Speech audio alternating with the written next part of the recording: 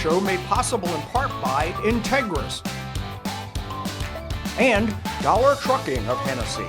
If you need a hauler, holler at Dollar. Today, I have a very special guest, and it is Dr. Sara Richter. Yes. Is that right? Thank you very much. Good. Full disclosure, Sarah's my next door neighbor, or was. Was kind of. Yes. And you were telling me that you got to Hennessey from Kansas, Yes. and like Marysville, Kansas. Marysville, Kansas. I was born in Atchison, Kansas, and when I was 5, my family moved to Marysville, Kansas. Mm-hmm. My parents purchased a motel there. Right. The Crest Motel. Uh-huh. And we lived there for, maybe 4 years, 3 years. Right. And Daddy was never satisfied, and so he built his own motel, okay? Did In everything Marysville? in Marysville, Oh, no everything kidding. except the plumbing. Mm-hmm. And it was called the Circle R, and it was Okay. on the east side of town, 8-unit motel. Yep. And we lived there for a couple of years. My brother Kevin had lung problems. Mm-hmm. Doctor said, move south to the desert climate of Oklahoma. Hennessey. Hennessey. Mom and Dad bought the Colony House at the Yep. corner of 51 and 81. Now, the youngins don't know No. about that, but the Colony House was the original, beautiful hotel. Yes, it was. It was right across lovely. from Four T's. It's now abandoned, but Yep.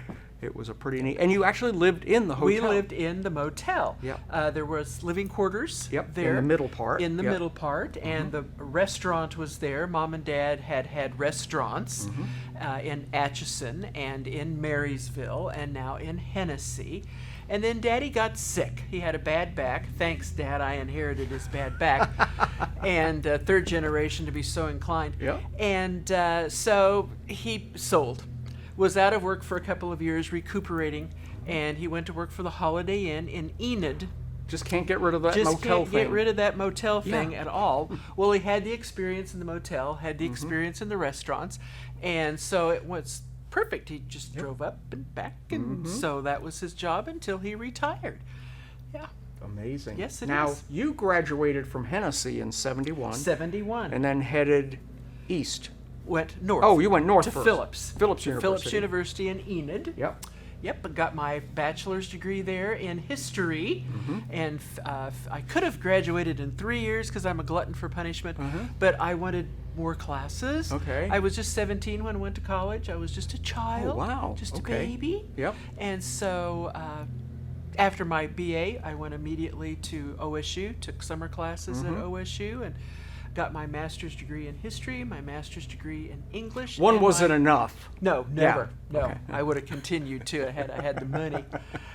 PhD in English, and then I went to Panhandle State University, where I taught there. I had taught 8 years at OSU, Yep. and just finished my career at Panhandle State in 2020. And we figured you there 35 years. 35 years, isn't that crazy? Wow. That Yeah. is crazy. Just the That perfect is- time to graduate, to retire, because education has changed. You know, the Yeah. pandemic made everything go online and all the Zoom stuff, and I'm not kind of a Zoom kind of person. Yeah. So I retired, and that was good. So you moved back to, and you're now living in Enid. Living in Enid, yes. So when I caught wind that Sarah was moving back and retired, I don't know if anyone has noticed, but she's one of I call her our staff writer, and does a lot of our feature stories in the paper and on our online stuff. Well, I And try. So I try to keep her, hey, you want another one? And she's always, yeah. Yes, yes, One of yes. these days you're going to, no, I don't want to do that one. But, That's always the challenge, is to It pick up is. something with which you're not familiar. and I Yeah. love to learn, and you learn by talking to these people and things Absolutely. like this. Absolutely. But this writing job isn't the first one you've ever done. You did stuff for like NPR, National I Public did Radio. stuff for NPR, wrote for NPR, and I did some reading for NPR for High Plains Radio in Western Kansas. And I also have written 2 books for Arcadia Publishing. And What are they called? Guyman, Oh, Oklahoma. That's where I easy used to to live. remember. That's easy. The book Guyman. Guyman by Arcadia, and then the Panhandle, the Oklahoma Panhandle. And I'm really proud of the Oklahoma Panhandle one because it's quite a history of the Panhandle, and I had done some historical work on the Oklahoma Panhandle with a colleague and friend of mine, and we had written a presentation on, yeah, you can get there from here, but you got to go through the Oklahoma Panhandle. That was our title There's of no our roads presentation. between here and there. That's but right. yeah. It's just a little bitty strip of land. And then So- you do a fair amount of speaking and Yes, I do. presentations. I will speak on command like a dog. Speak, and so I Some will. biscuits over here or something.